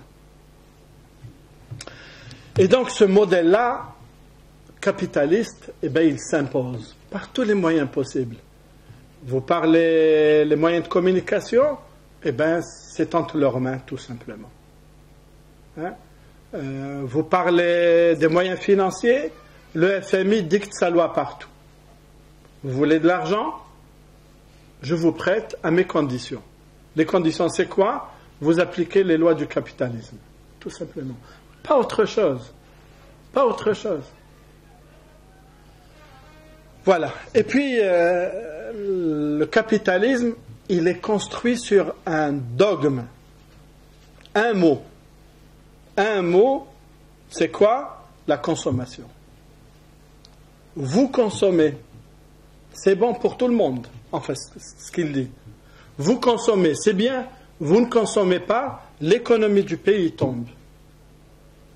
Après les attentats de 2001, hein, les fameux avions qui ont frappé les tours jumelles de New York, Bush, la première chose qu'il a dit aux États-Unis, il leur a dit consommez, achetez, n'arrêtez pas de consommer. Là où vous allez, lisez tous les journaux que vous voulez que votre pays avance, c'est-à-dire que le PIB augmente, consommez. Voilà, c'est la consommation. Et la consommation de tout doit être consommé, sans regarder autre chose. Et c'est parce que nous ne regardons pas autre chose que nous sommes en train de payer un gros prix. Regardez un exemple, loin de ces blue jeans, mais ces blue jeans troués qui sont à la mode, hein, c'est extraordinaire. Et les gens les portent, garçons et filles, et ils les portent. Et c'est cher, et ils les portent, il n'y a pas de problème. Il y a même maintenant la nouvelle mode, les blue jeans salis. Donc là, dans le documentaire que je vous demande de voir sur YouTube, vous allez voir comment on arrive à vieillir en quelques minutes un blue jean neuf. Alors, on le vieillit en Turquie, on le vieillit en Tunisie. Là, ça se passe en Tunisie, avec des lasers, avec des pierres. Voilà. Un vêtement neuf, on le vieillit, on le troue et on le vend. Pourquoi ? Pour satisfaire une mode, tout simplement. Mais, plus que la mode, on parle actuellement en France, en Suisse, en Allemagne, du démantèlement du nucléaire. Il faut juste que vous sachiez qu'il y avait un lobby, qu'il y a encore un lobby du nucléaire très puissant, qui a fait que, oui, on a construit des centrales nucléaires pour produire l'électricité. C'est de l'électricité, entre guillemets, propre, puisqu'il n'y a pas les rejets des gaz à effet de serre, ou notamment le gaz CO2, dioxyde de carbone, gaz carbonique. Et puis, on a pensé à tout, mais on a caché quelque chose sur laquelle on ne voulait pas penser, sur, par exemple, l'estimation d'une usine, d'une centrale nucléaire, combien que ça vaut. Voilà le prix, durée de vie 30 ans ou 40 ans ou 50 ans, voilà, c'est bon. Et on est parti dans la construction du nucléaire, des centrales nucléaires. Et on a construit des centrales nucléaires. Maintenant, les plus vieilles, certaines ici en France, en Suisse aussi, en Allemagne, parmi les plus vieilles centrales nucléaires, maintenant il faut les démanteler, il faut les arrêter et les démanteler. Or, le coût du démantèlement n'a jamais été véridique. Ils ont toujours donné des chiffres faux. Le coût du démantèlement des usines nucléaires, des centrales nucléaires, actuellement, il est faramineux. Et on va démanteler une centrale nucléaire, ça va rester 30 ans à 40 ans pour la démanteler tout simplement. Qu'est-ce qu'on va faire avec les déchets nucléaires ? Vous savez qu'est-ce qu'on fait avec les déchets nucléaires ? Ici à La Hague notamment, vous avez une usine de traitement. Qu'est-ce qu'on fait ? On les enfouit. Alors bon, avant de les enfouir, on va mettre tout autour du béton. Ensuite, on va vitrifier. Ensuite, on va mettre du plomb. Ensuite, du béton. Et puis, on va les mettre où ? On va les mettre dans des mines désaffectées. On ne sait même pas qu'est-ce qu'on en fait. Ça, c'est pour dire un exemple, pour dire que le lobby capitaliste, comment qu'il est fort, comment qu'il travestit la réalité. Et tout ça, tous ces blue jeans là, tout ce que produit le monde est extraordinairement ignoré. On veut ignorer les dégâts. Qu'est-ce que ça a coûté? Et voilà. Ici, vous allez dans un marché. Vous allez dans un marché, vous allez acheter un t-shirt à 5 euros. 5 euros, c'est bien. C'est bien ou c'est pas bien? C'est bien, tout le monde peut le porter. Mais vraiment 5 euros, est-ce que le t-shirt, est-ce qu'il vaut vraiment 5 euros? Avec 5 euros, est-ce qu'on paye la matière première? Est-ce qu'on paye l'ouvrier? Est-ce qu'on paye la machine? Est-ce qu'on paye le transport? Est-ce qu'on paye toutes les émanations? Qu'est-ce qu'on paye avec 5 euros? Est-ce qu'on paye le loyer du bonhomme qui le vend? Ouais. C'est ça la loi du capitalisme. On vend, consommer, acheter, c'est la meilleure chose que vous pouvez faire ici-bas. Alors ça, voilà. Et donc, le problème pour nous musulmans, c'est que nous reproduisons ce modèle. Nous sommes dedans. Nous sommes dedans et nous le reproduisons malheureusement. Vous allez, je vais encore citer l'Arabie Saoudite, l'Iran, c'est la même chose, ne vous trompez pas. Donc l'Arabie Saoudite, c'est le grand exemple que l'on veut donner, ça n'est pas un exemple, mais que l'on veut donner pour les pays sunnites et l'Iran pour les pays chiites. C'est strictement la même chose. C'est le capitalisme à outrance. Et pourtant, le capitalisme n'est pas un modèle universel. Ça n'est pas un modèle à vocation universelle, tout simplement. Parce que, regardez ça pour la Suisse. Si l'humanité vivait à la Suisse, par année, il nous faudrait 2,5 planètes pour vivre. Ça, c'est un modèle universel, ça? Hein? Ça, c'est un modèle universel. Vous avez peut-être entendu parler du jour du dépassement écologique. Hein? Le jour du dépassement écologique, c'est quoi? C'est lorsque nous avons fini toutes les ressources qu'il est potentiellement de renouveler pendant une année. Pendant une année. Maintenant, nous sommes dans une phase d'accélération.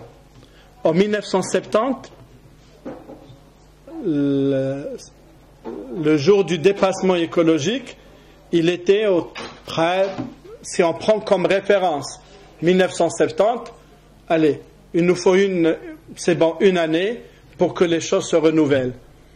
En 2015, il nous faut 1 année et demie. C'est-à-dire que pour l'année 2017, nous avons dépassé ce jour dans les avril, vers la mi-avril, la fin avril, on a dépassé ce qu'on appelle le jour du dépassement. C'est-à-dire ce que nous vivons à crédit. Nous vivons à crédit, c'est-à-dire que ce que nous prenons actuellement, il ne pourra jamais être renouvelé durant une année. Pour être renouvelé, on parle du renouvelable. On ne parle pas des hydrocarbures. On ne parle pas de ce qui n'est pas renouvelable. Nous parlons juste de ce qui est renouvelable. C'est-à-dire que, voilà, si vous avez un salaire, pour un mois, vous arrivez au jour 20 du mois, vous n'avez plus d'argent. Qu'est-ce que vous faites? Vous allez demander un crédit. Et puis l'année suivante, vous allez encore consommer encore plus rapidement. Le mois suivant, vous allez encore consommer encore plus rapidement. Au lieu que ça soit le 20, vous allez consommer au 17. Vous allez encore demander un crédit.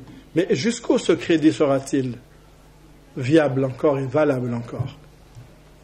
Ça, c'est juste pour vous montrer que le modèle capitaliste n'est pas un modèle universel. Et pourtant, on l'impose. On l'impose et il s'impose. C'est la consommation qui est vraiment le moteur du capitalisme. À tel point que le maître mot du marketing, c'est quoi? Eh bien, il faut que vous ressentiez que vous êtes malheureux avec ce que vous avez. Ça, c'est l'inverse de l'qana'a. Vous êtes malheureux avec ce que vous avez. Mais vous allez être heureux, donc c'est pour ça qu'il y a des jolies filles, des grands sourires, les yeux, voilà. Tout est beau. Quand est-ce que tout va devenir beau? C'est lorsque vous allez acheter. En achetant, c'est bien. Vous allez être content, vous allez être heureux. Mais vous allez être heureux un peu, un temps. Et puis vous allez encore tomber à nouveau dans le fait d'être malheureux, c'est-à-dire de ne pas pouvoir acheter. Et donc, quelle est votre fonction? Si j'avais du temps, je vous montrerai une vidéo. Quelle est votre fonction? C'est quoi votre fonction? C'est de consommer, c'est d'acheter tout simplement.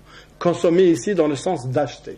Et vous allez acheter, et nous allons acheter, et moi j'achète, et vous achetez, et ainsi de suite. Parce que si je n'achète pas, le PIB n'augmente pas. Si le PIB n'augmente pas, le pays ne s'enrichit pas. Et ainsi de suite. Comment que le système complet, il devient finalement autodestructeur. Et c'est ça le qana'a, pourquoi on a parlé de qana'a et pourquoi le qana'a est une valeur centrale dans l'islam. On est arrivé, vous avez dit l'Indonésie, c'est bien, mais on est arrivé dans certains pays musulmans, là, ça c'est McDo, le roi de la malbouffe. Voilà, ça c'est durant le mois du Ramadan, et vous faites un dua, mais c'est pas des mains, ça c'est des frites. C'est des frites. C'est bien. Il reconnaît notre islam, il reconnaît Ramadan. C'est bien ça. Voilà. En Indonésie, hein? Voilà. Nous, on vous aime bien, là, hein? Avant Ramadan. Durant le Ramadan, on va juste fermer un tout petit peu pendant quelques heures. Mais je suis toujours là. Voilà Burger King. La publicité qu'ils font. En travestissant l'islam et les valeurs islamiques. Le problème, c'est que ça marche. Ça marche bien. Hein? Ça marche bien. Si vous voulez lire, lisez Youssef Girard, un Français, musulman. Prenez juste le nom, cherchez-le sur Google, et il écrit de très très belles choses. Donc le langage capitaliste reprend les mots de l'islam en les détachant de leur portée transcendante et éthique pour en faire des biens de consommation. On commercialise un paraître islamique, une image de l'islam. Voilà, et finalement, nous devenons, nous aussi musulmans, une extension du marché capitaliste. Voilà. Et puis, ça va pour nous aussi. Hein. Bon, lui, il va très loin, mais je suis d'accord avec lui sur beaucoup de ses conclusions, Youssef Girard. Et c'est pour ça que pour nous, par exemple, dans notre désir de copier, on a perdu un peu notre culture. Donc aussi, nous disons bon appétit. Hein, parce que les autres disent bon appétit, nous on dit bon appétit. Et puis on traduit ça en langue arabe, comme on dit shahia tayyiba. En fait, nous, ça c'est l'inverse de l'qana'a. Dans notre revenez vers vos parents, vers vos grands-parents. Revenez. Ben, nous on dit Allah yqan'ak. On ne dit pas shahia tayyiba. On ne dit pas bon appétit. Allah yqan'ak. Que ce que tu as entre les mains te suffise. Tu n'as pas besoin d'avoir ça. Regardez la déformation lorsqu'elle entre dans notre culture nous-mêmes et que nous acceptons tout cela. C'est pour ça que Malik Ben Nabil Rahmo, il a forgé un mot. Il est encore valable de manière très forte. Il a forgé le mot de colonisabilité, le qabiliyal et l'isti'mar. Lorsqu'on lui a demandé d'expliquer c'est quoi la différence entre la colonisation et la colonisabilité, il dit le colonisé, même s'il est colonisé, il va chercher à s'affranchir. Le colonisable accepte sa condition de coloniser. Et il ne fait rien pour la changer. J'espère qu'on n'est pas dans cette deuxième catégorie. Donc on a dit le wara, on a dit le qana'a comme station. Et bien sûr, pour nous, Dieu subhanahu wa ta'ala interdit le gaspillage. Mangez et buvez et évitez tout excès. Dieu n'aime pas les outranciers. Innahu la yuhibbul musrifin. Kulu min tayyibati ma razaqnakum wa la tatrafu. Mangez des bonnes choses que nous vous avons attribuées et évitez tout excès de peur d'encourir ma colère. Donnez, c'est le verset que nous avons donné tout à l'heure, que nous avons cité tout à l'heure. Wa atu haqqahu yawma hasadih. Et pour nous, ça c'est vraiment fondamental contre le gaspillage, même l'eau. Le prophète alayhi salatu salam, lui-même, il faisait son wudu avec très peu d'eau. Maintenant, nous parlons. C'est pour ça, alors, je reviens à mes premières paroles. Lorsque j'ai commencé, en fait, c'est nous qui devions être à la tête de l'écologie et de la préservation de l'environnement. C'est nous. Pourquoi nous ? Parce que nous avons, rahmakallah, parce que nous avons des textes. Et des textes très forts. Et des textes explicites. Explicites. C'est pas des réflexions seulement des hommes. C'est des textes de Dieu et du prophète, alayhi salatu salam. Mais finalement, on n'en a pas conscience du tout. Donc là, le prophète, alayhi salam, voilà,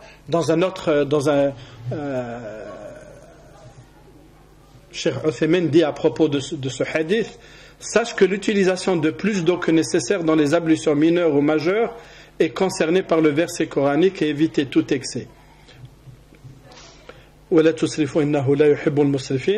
À cet effet, les savants ont dit tout gaspillage est blâmable, même si on est près d'un fleuve qui coule.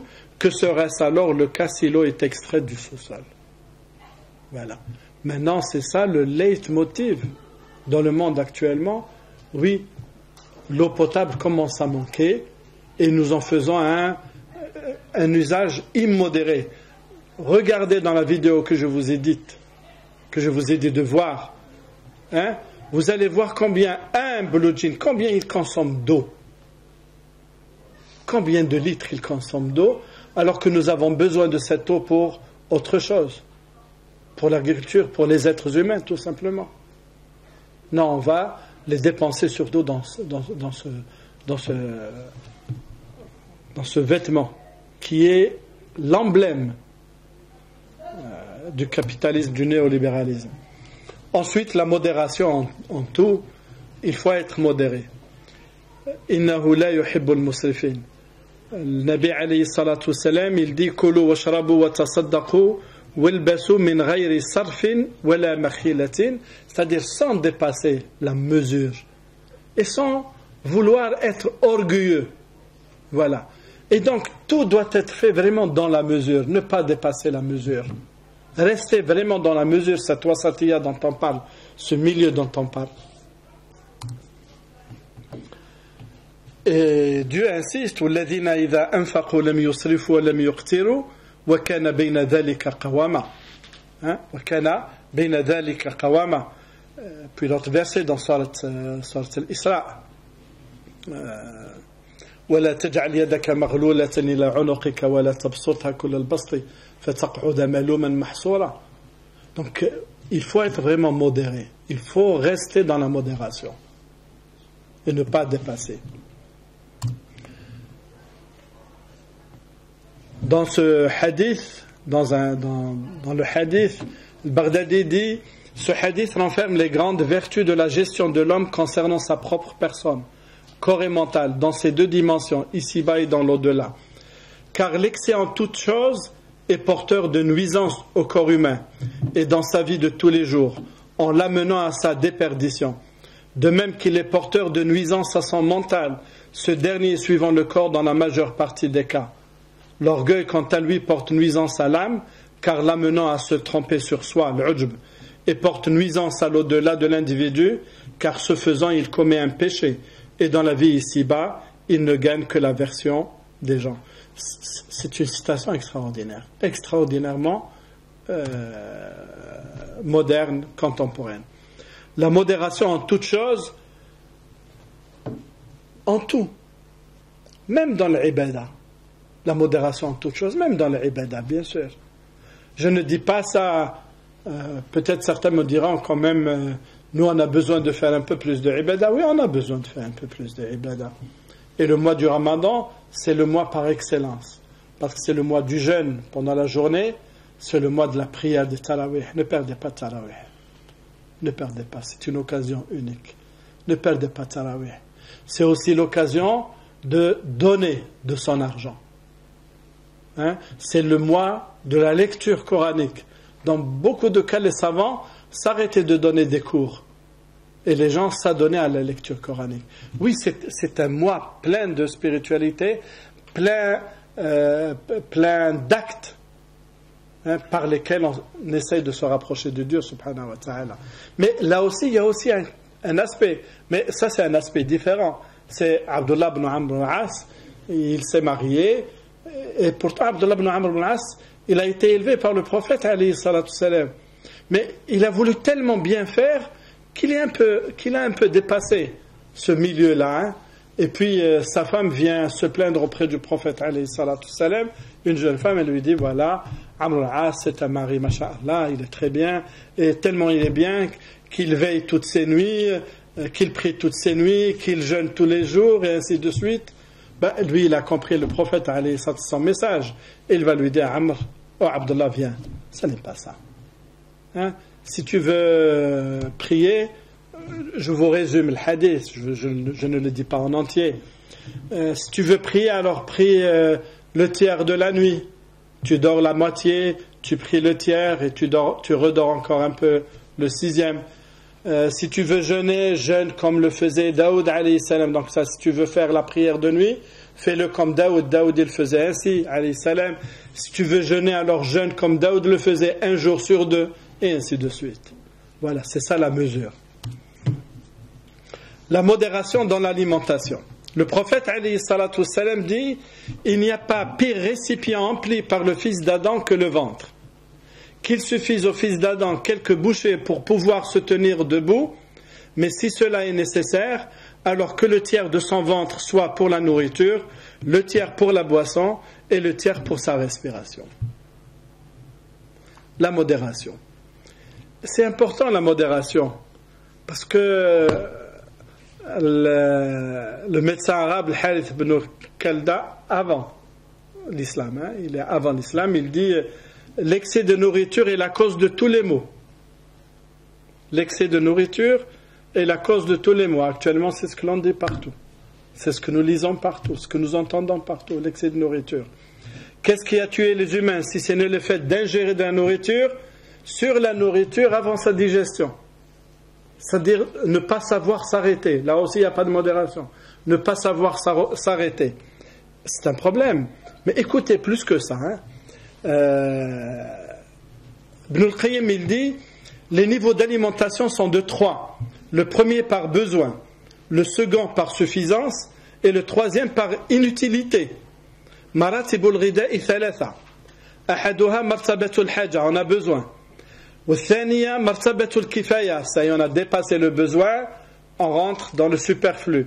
والثالث مرتبة الفضيلة, c'est complètement superflu, on n'en a même pas besoin du tout. Et l'imam Malik rapporte cette parole du calife Omar. Regardez, maintenant qu'est-ce que l'on dit aussi? Il dit: prenez garde à l'excès de la consommation de la viande, car elle provoque une dépendance pareille à celle du vin.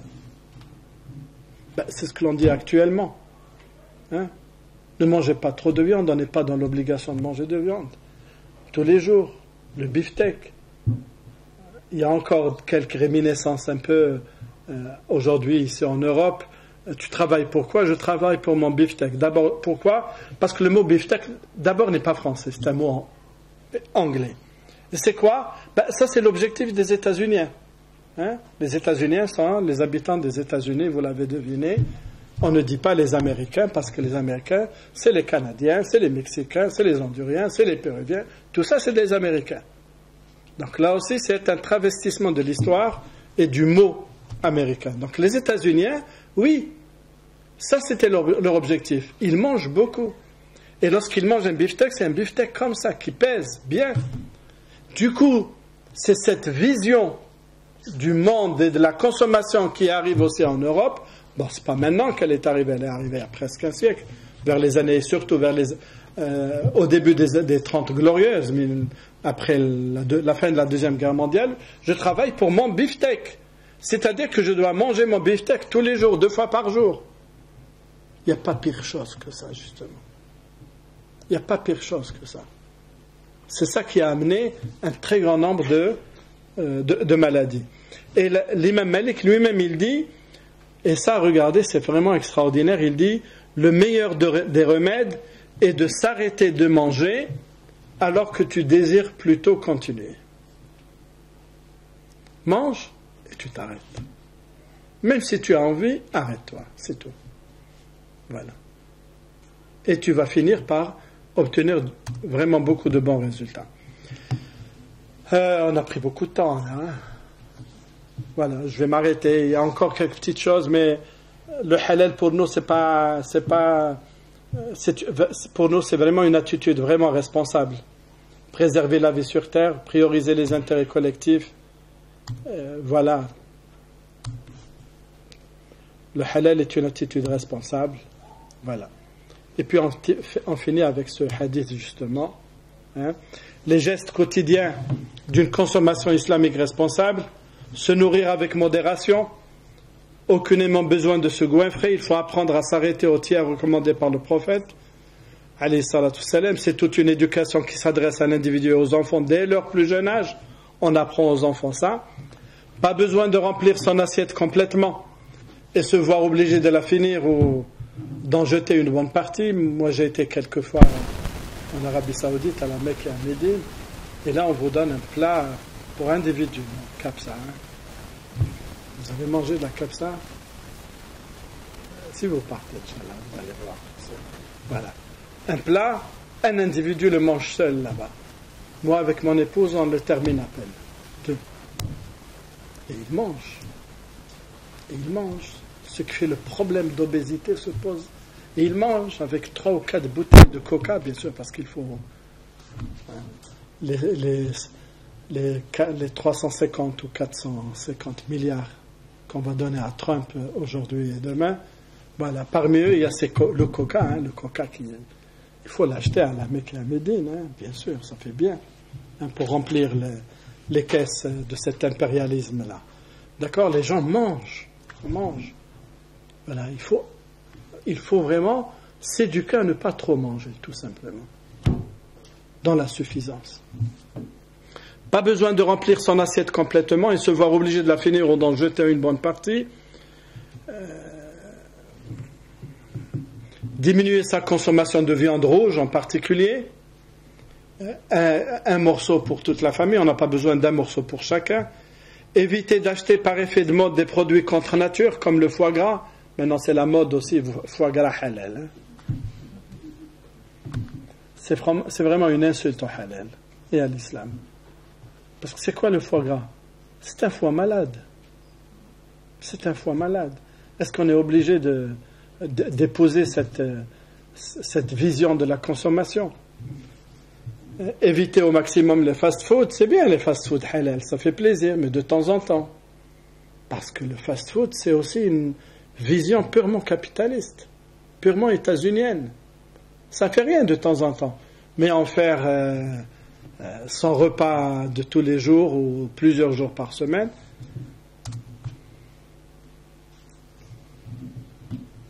Et puis aussi la question de l'eau.